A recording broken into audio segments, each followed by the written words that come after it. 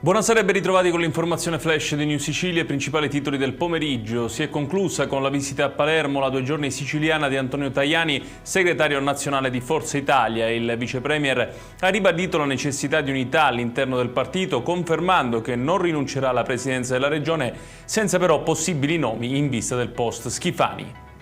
Non solo Forza Italia, anche l'UDC si è riunito a Palermo con il presidente nazionale Lorenzo Cesa, che ha detto come l'obiettivo prioritario del partito sia quello di ricostituire dal basso una rete di persone che credono nei valori della democrazia cristiana, aprendo di fatto la porta agli esponenti della DC di Cuffaro. Cesa si è poi complimentato con Schifani per la buona amministrazione della regione.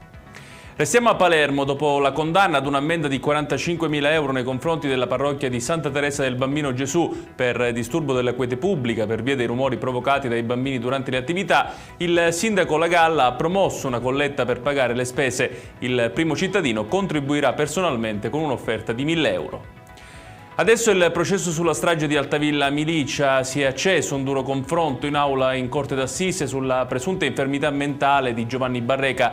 Per la difesa e 3 dei 4 periti nominati dal giudice, l'uomo non sarebbe stato in grado di intendere e di volere al momento dei fatti. Il consulente della procura chiede invece la semi-infermità.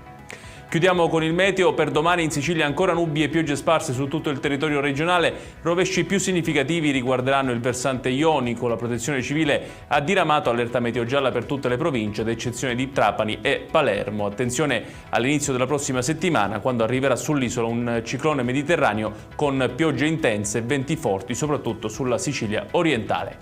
Ed è tutto per questa edizione. Tutti i dettagli su queste notizie li trovate come sempre sul nostro sito www.newsicilia.it. Grazie per averci seguito e buon proseguimento di serata.